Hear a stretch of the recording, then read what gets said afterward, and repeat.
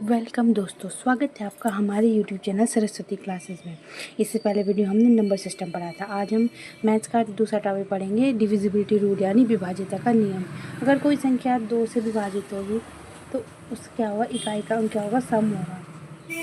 और अगर कोई संख्या 3 या 9 का नियम क्या है कि अगर अंकों का योग क्या हो, विभाजित हो, 3 से भाज्य हो। अगर अंकों का योग क्या हो, 3 से भाज्य हो, तो वो 3 से क्या होगी, डिविजिबल होगी। और किसी भी अंकों का योग क्या हो, 9 से भाज्य हो, वो क्या होगी, 9 से डिविजिबल होगी। एग्जाम्पल देख सकते हैं 1 3 3 8। अब देखिए इसमें अंकों का जो योग है वो क्या है, इससे डिवाइजिबल हो रहा होगा, इसलिए अब आता है 4 का नियम। 4 का नियम कहता है कि जो अंतिम 2 अंक है वो विभाजित हों या 2 अंक 0 हो तो वो 4 से डिविजिबल होगा। देखिए जैसे 1 5 4 3 6 है, इसमें देखिए लास्ट के 2 अंक क्या हैं, 36, 4 से विभाजित होते हैं।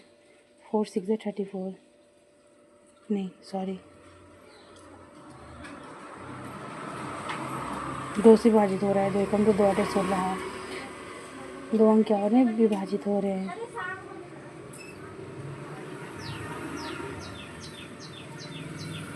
हाँ, 4 नंबर 36 होता है, 4 9 36 होता है। और या तो अंतिम के अंक क्या हो, 2 0 हों तो 2 0, ये भी क्या होगा, 4 से डिविजिबल होगा। 8 का रूल कहता है कि अंतिम 3 अंक क्या होंगे, 8 से विभाजित होंगे, 0 होंगे। अब देखिए एग्जाम्पल से समझते हैं। इसमें देखिए 6 4 1 5 2 में क्या है, अंतिम अंक क्या है, 3 5 1 2। अब देखिए 8 से विभाजित हो रहा है कि नहीं हो रहा है, 8 से विभाजित। या तो क्या होना चाहिए, लास्ट के 3 अंक 0 होने चाहिए, क्या होगा, 8 से डिविजिबल होगा। 11 का नियम कहता है कि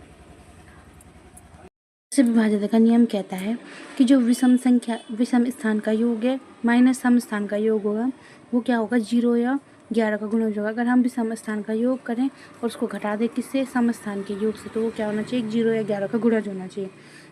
ये एग्जाम्पल समझते, जैसे 13 से 31।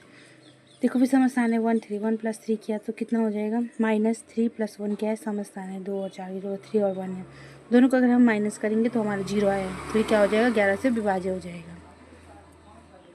अब आता है इकाई अंक निकालना, यूनिट डिजिट कैसे निकालते हैं, बहुत पूछा जाता है ये क्वेश्चन एग्जाम में। तो 0 1 5 6 होगा जिसके इकाई अंक, तो वो कभी नहीं बदलता है। 0 का 0 ही रहेगा, 1 का 1 ही रहेगा, 5 का 5 ही रहेगा और 6 का 6 ही रहेगा। दूसरा आता है जैसे हमारे पास हो क्या, 1 2 5 की पावर 19। अब देखिए इकाई अंक 5 है तो इसका इकाई अंक 5 ही होगा। इकाई अंक 1 है तो इसका इकाई अंक 1 ही होगा।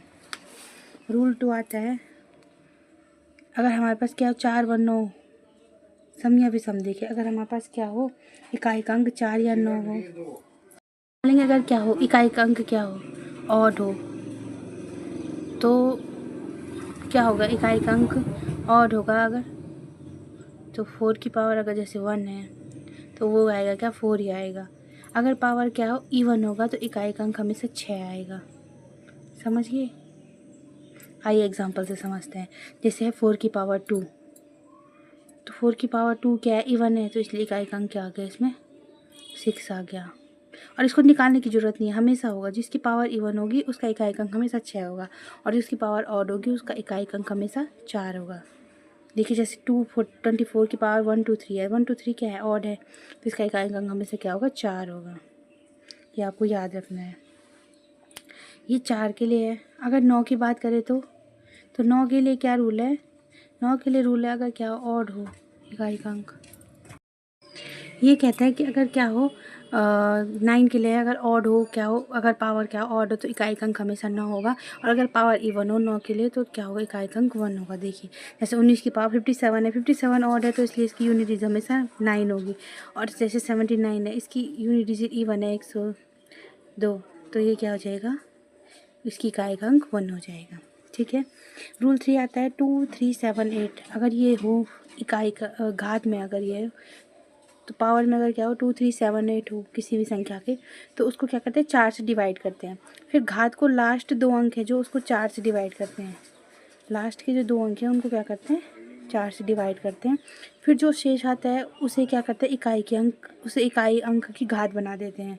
यदि शेष पर 0 आया घात बनाने पे तो घात हमेशा क्या होगी, 4 होगी। अगर शेषफल 0 बचे तो घात हमेशा क्या होगी, 4 होगी। अब देखिए इसको एग्जाम्पल से समझते हैं, ज़्यादा बेटर समझ में आएगा। 23 की पावर 37। अब देखिए घात जो है 37 को 4 से डिवाइड करेंगे तो 4 से 9 चौको 36 होगा। शेषफल कितना बचेगा 1। जो शेषफल है उसको क्या करेंगे, यूनिट डिजिट की पावर बना देंगे। यूनिट डिजिट 3 है तो 3 की पावर 1 यानी 3। तो 3 क्या हो जाएगी, यूनिट डिजिट हो जाएगी। एक और स्पेशल केस है, 77 के बाद 40 है, यूनिट डिजिट 7। अब जैसे स्पेशल केस है देखिए 40 है, इसकी पावर को 4 से डिवाइड करेंगे तो 10 आएगा, शेषफल 0 आ गया। अगर शेषफल 0 आएगा तो हमेशा यूनिट डिजिट क्या होगी, 1 होगी, ये याद रखना। अब आता है अगर हमारे पास कुछ इस टाइप से क्वेश्चन हो, 54 की पावर 25 प्लस 12 की पावर 13। तो हमको पता है 25 क्या है, इवन है,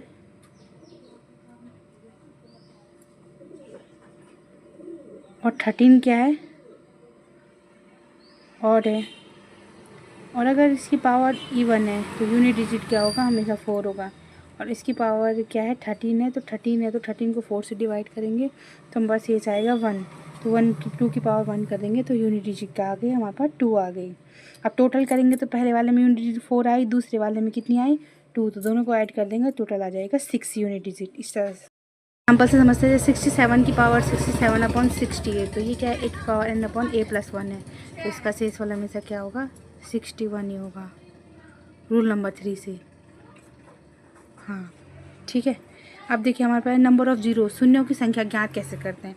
इसका जो मूल नियम है वो ये है कि शून्य हमेशा क्या होगा, 2 और 5 के जोड़े से बनता है। शून्य क्या बनता है, हमेशा 2 और 5 के जोड़े से बनता है। तरीका क्या है, संख्या को लगातार 5 से भाग देना है, भाग देने के बाद भागफल को आपस में जोड़ना है।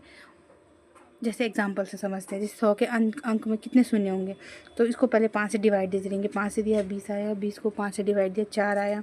कुल शून्य कितने होंगे, दोनों को ऐड कर देंगे, तो उनको ऐड कर देंगे तो 20 + 4 कितना हो जाएगा, 24। तो कुल शून्य कितने होंगे, 24। इस तरह से क्या निकालते हैं, नंबर ऑफ़ ज़ीरोज़ निकालते हैं। अब आता है गुणनखंडों की संख्या ज्ञात करना। नंबर ऑफ़ फैक्टर्स कैसे फाइंड करते हैं। नंबर ऑफ़ फैक्टर निकालने का तरीका क्या है, संख्या का अभाज्य गुणनखंड करते हैं पहले। a to the power 1 b to the power a to the power p into b to the power q, ऐसे करते हैं। देखिए हम बताते हैं आपको टोटल गुणनखंड कितने होते हैं, p+1 और q+1। उदाहरण से समझते हैं।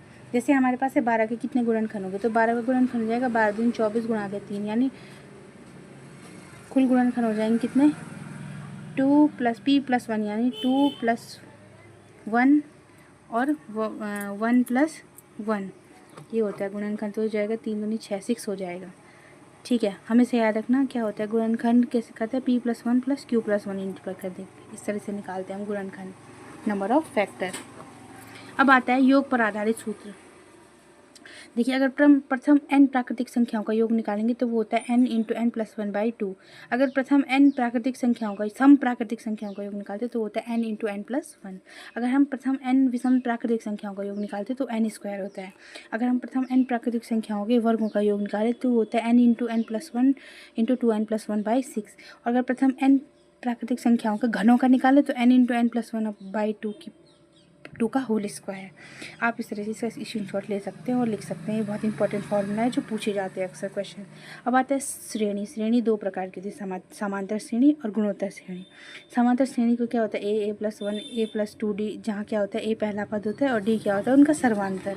दूसरे पद में से पहला घटा के क्या निकालते हैं, डिफ्रेंशिएशन यानी सर्वांतर निकालते हैं। अब समांतर श्रेणी के कुछ सूत्र होते हैं। जैसे श्रेणी के nवें पद का जो योग होता है वो l = a + n-1 × d होता है, या इसको tn भी लिखते हैं। अंत के nवें पद का योग l = n-1 × d होता है। n पदों का योग होता है Sn = n/2 × 2a + n-1 × d, या इसको n/2 × a + l भी लिख सकते हैं। अगर हम a b c क्या हो समांतर श्रेणी है तो 2b बराबर क्या होता है a + c, याद रखना। गुणोत्तर श्रेणी क्या होता है a × ar r² भी चलता रहता है। इसका nवां पद क्या होता है tn = a r⁻n-1, और r क्या होता है दूसरा पद अपॉन पहला पद। n पदों का योग होता है Sn = a r⁻n-1/r-1, जहाँ r > 1, और Sn बराबर होता है a × 1 - r⁻n/1 - r, जहाँ r > 1। अब आता है इसके अनंत पदों का योग। तो गुणोत्तर श्रेणी के अनंत पदों का होता है S∞ = a/r-1। अगर यदि a b c क्या हो गुणोत्तर श्रेणी में हो तो b² बराबर क्या होता है ac होता है। ये क्या है, कुछ इंपॉर्टेंट फॉर्मूला है जो पेपर में पूछे जाते हैं। आप इनको नोट डाउन करें और इसे प्रैक्टिस करें, जिससे आपको क्या हो समझने में आसानी हो। तो दोस्तों आज के लिए इतना ही। नेक्स्ट वीडियो हम चैप्टर 2 स्टार्ट करेंगे, LCM और HCF। तब तक के लिए थैंक यू। इससे पहले अगर आप मेरे चैनल पर नहीं हो तो आप मेरे चैनल को लाइक और सब्सक्राइब कीजिए और ज़्यादा से शेयर करके अपना सपोर्ट दिखाइए। और ऐसे ही वीडियो पाने के लिए आप मेरे साथ जुड़े रहिए सरस्वती क्लासेस पर। Thank you.